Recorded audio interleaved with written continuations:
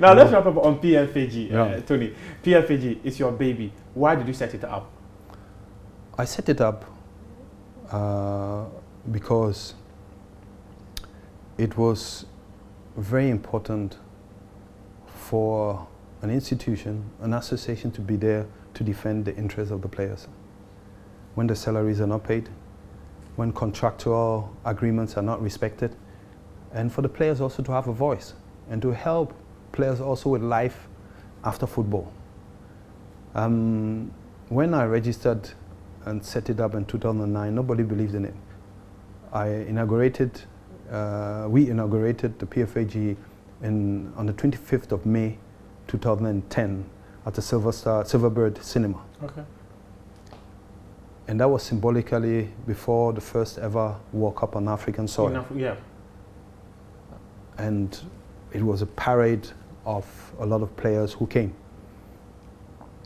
But at that time, the players themselves didn't believe in it.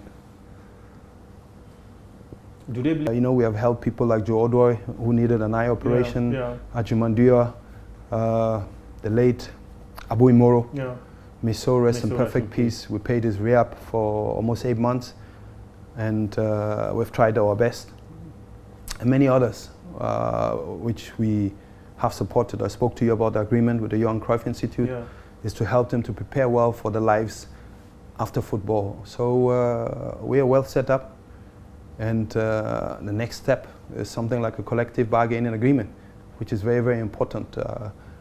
We are still not satisfied with all the conditions of the players, but the players should know that our aim is to make them better. Make them better, and one day when I'm going to retire, that the next generation will have it easier than the one now.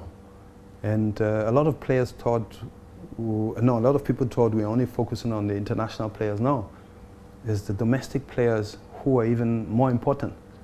And that's why it was very important to have someone like Joseph Tetezuta as a vice president. Yes. He comes from within. So he knows how they feel. Exactly. And we also have women like Elizabeth Addo and Gifty Apia, who's very outspoken. I really like her character, you know. And we want to also help making the women's game stronger, you see. So our doors are always open. And like I mentioned to you, PFAG TV, why?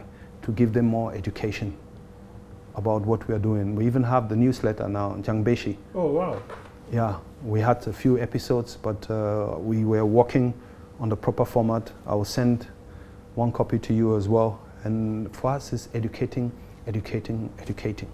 Not everybody will like us, but we don't need to be in bed with everyone. But the respect should be there. Should be there, and that's very, very important. We have a good setup, and I'm happy to work with people like Kwame Ayu, who was one of the people, especially in the beginning, same like Abedi Pele, who encouraged me to really do it. You know, Kwame, also I go way back with him. A lot of people don't know, but I go way, way back with him. And then Solomon Thorson as well has been there, Sami Augustin Ahimfo, and the others on the board, Stephen Appiah, very instrumental as well.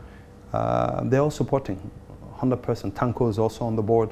So we want to take it really to the next level. And the announcement with the standard contracts and minimum salary wages, really, to be honest, this is very important for us and for the players. Tony, this one, I do recall in 2017 when Theo van Segelen, the former FIF Pro General Secretary, came to Ghana. And I had a conversation with him. He mentioned standard contracts for Ghanaian players. He mentioned minimum salaries for Ghanaian players. It's been 5 years, and the FA finally are thinking in that line of providing standard contract and minimum salaries. But in the eyes of PFAG, how much do you think would be enough for a Ghanaian footballer?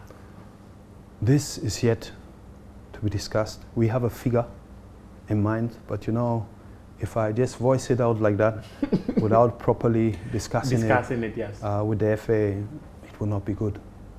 You know, we can voice it out if we don't come to an agreement. You know, but what means minimum salary wage? It cannot be below 1,000 Ghana, yes. 2,000 Ghana, 3,000 Ghana, etc. It cannot be below, depending on the amount we agree on. Yes. So for that, first of all, kudos to the FA to have listened to us. Yes. Really, Credo Krakow has been here. We have been there. We speak, we discuss. And if you talk to him, when I even engage with him, he says it. He's the president, I'm the general secretary here. But I tell him how I think about certain things. But I believe you can come out, just say something, but without documenting it, it's not good. You must always document it. We have, with Sami Kufuor, through PFAG, FIFPro stepped in. The players have their careers going on. Do you have any update on that? What has been happening in relation to that one? For now, I don't have any update on it. Our legal handlers are on it, and as well, the one in charge of our player relations is Yusuf Chipsa. Yeah. Of course, as a general secretary, I'm always informed. To be honest, I didn't know how the verdict will go. Yeah. It's even FIFPro who approached us to say we must do something for the players. They want to do something and we have to back it. They are our FIFA. Yes. You understand? And I believe also that as a players union, when they get 24 months, our aim should also be to help them reduce the ban. But what happened in this way, I didn't expect it. But that doesn't mean it's over. Yes. You know, we have to wait for the aftermath. Yeah. And for now, I'm waiting. There was a congress in Uruguay.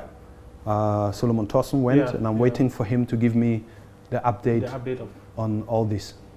PFA, you've been spending so much on players. I remember, was it about 2 years ago, I heard legal issues alone, PFA has spent almost 7 million Ghana cedis in supporting players and all that. Tony, how do you do it? No, we must say it's FIFPro who supports with all these legal matters. You know, it's not like we taking money to go and but at the end of the day, the players who win their cases. Yes. You see, sometimes players don't know that within 30 days when you're not paid, you can cancel your contract. You understand? Yes. But of course, we are in a different part of the world. We have to negotiate. We have to help. And when they change the clubs, and then they win a certain sum, you know, often players want to show appreciation, use it for our foundation. At the end of the day, players are helping players. And this is how it's supposed to be. Sorry, I was made to understand that, not I was made to understand, in fact I knew, that you played a crucial role in Otto becoming the Black Stars coach. First of all, I think this is not anything new. The relationship I have with Otto. I knew Otto since the age of 13. Really? Yes. And you know, Otto was born in Germany, in Hamburg, and even has a twin sister. He's a twin? Yeah. Wow. And Otto saw me playing, and a good friend of him, Isaac Labi, he was a ball boy then with St. Pauli. And when Otto was younger, he used to come to Ghana. And it was in Bubwashi. Bubwashi? Yes, where I also met him. I went there, I had a Thai problem. There was a herbalist, Alaji Mikano, may so rest in peace, told me to go there. And he used to help a lot of players. And this guy was, within, I don't know, a week I was okay. And that's where I met Otto as well. You know, and this is where his neighborhood was, you know. So I even introduced him to George Weah then. And yeah, we have a very close relationship. But you know me, I don't interfere in people's work. Hey, you have to choose this player, you have to choose this player. It's never my thing. If you come to me and ask me my opinion, yes, I'll talk to you because I see myself also as an elder brother.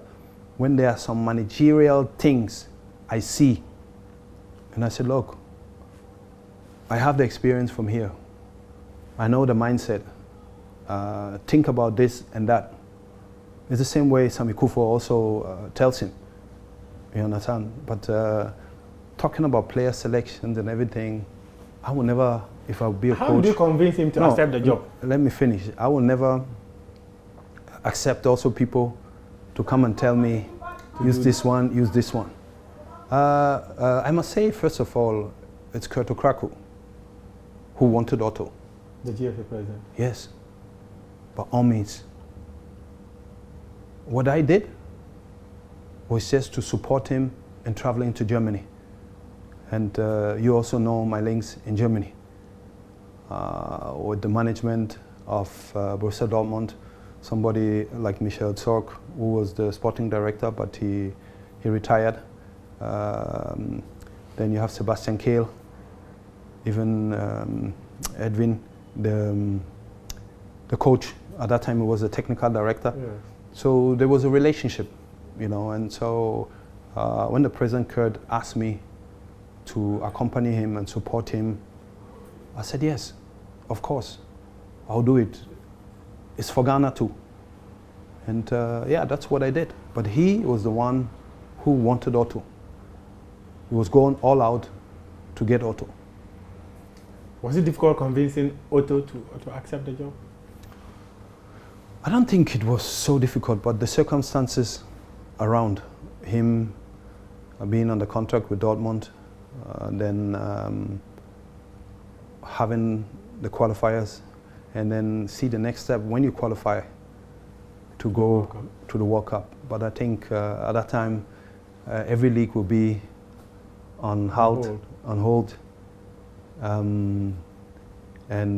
Yeah, so now Otto is the coach, together with his technical team, George Wharton, Chris Hughton, and Masoud Didi Dramani, and other members. So we're all looking forward to the World Cup, and very soon, I think. The next couple of days. Pardon? In the next couple of days. Yes. We'll be watching Otto on the touchline.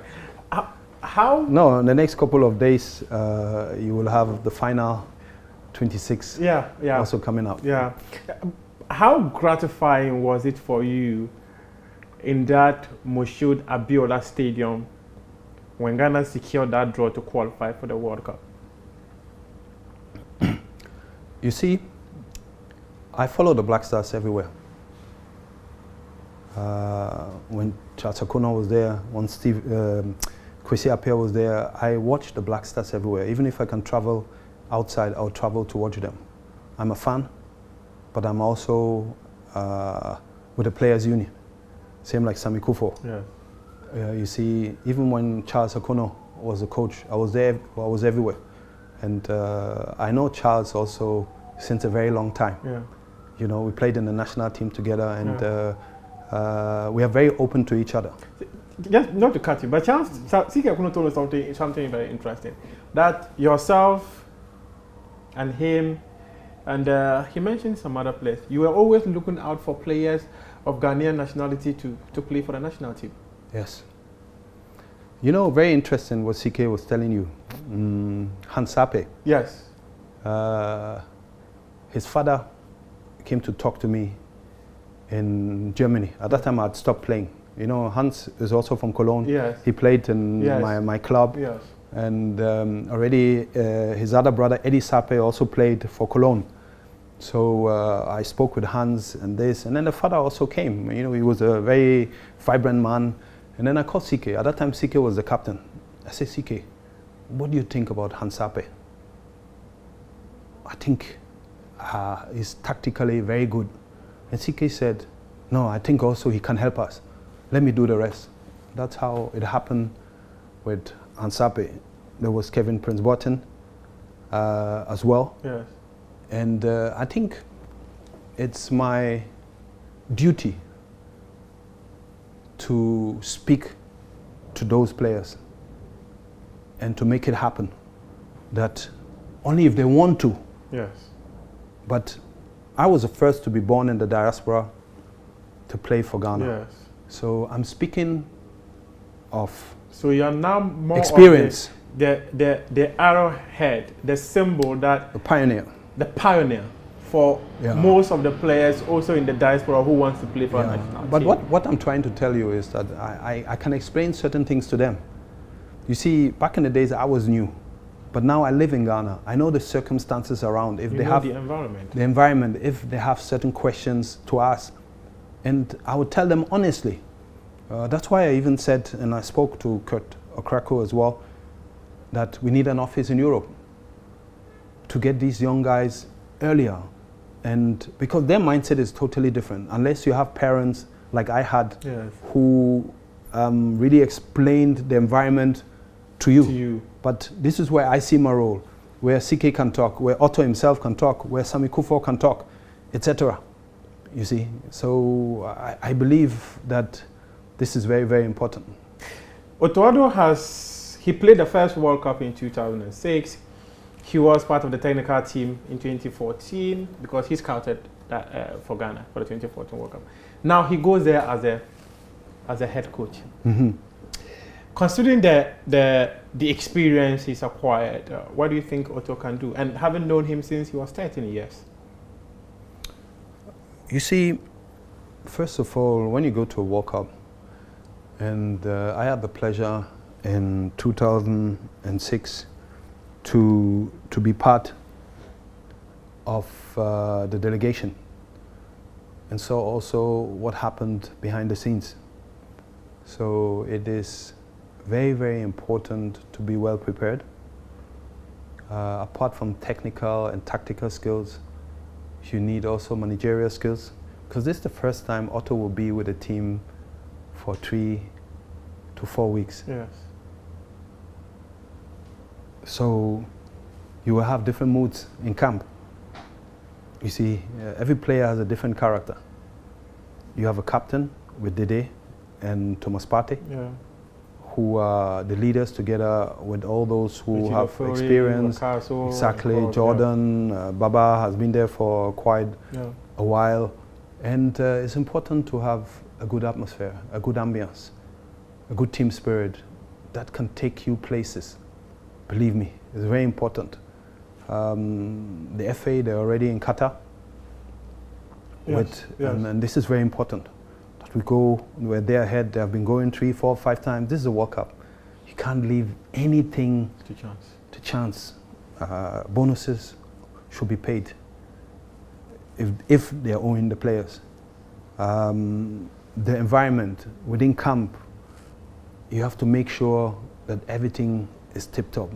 His technical team, the way they're working together, it's important that they're united, because it's not going to be easy in terms of media landscape. You know, Ghana is a football nation, so this is a different pressure which comes with it, which you have to live with it. So I always tell Otto, stay calm, stay serene, and continue to work out. He doesn't sleep a lot, you know, and he's someone who's always doing research. So personally, I wish him very, very well, and I believe he has got what it takes to make an impact.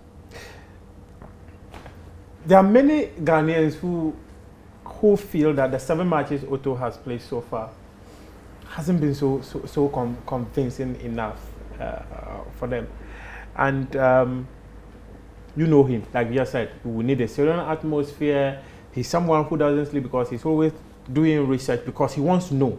He wants to have an idea about what player A or B can do and what his opponents can do to him. If we head to the World Cup, where do you think Otto can take us to? First of all, I think the 17th of November, it's a very important date. We're playing against Switzerland. That friend match against Switzerland. We need to get our lineup right. We need to get our tactics right. And I think this is what they're also working on. because now we don't have time for experiments again, you see. So we must be convinced this is my first 11, first 12, 13, 14, etc. to start with. And yeah, Switzerland is a very good opponent, and it's a very good test before Portugal. The first match is very important. Against Portugal? Yes. We have a young team, mixed with some experienced players, and I really, really look at the second half time we played against Brazil. I liked the way we were set up, and from there I'm looking forward to really make an impact. And of course, if you make a good impact, the success which follows should be to get out of the group to the next stage. Otto has said he's not going to continue after the World Cup, but would you have wished he continued after the World Cup? He said that? Happens? Yeah, I read the interview. He conducted an interview, and he said that after December he's not going to continue. Would you have wished he continued? Well, I didn't read this.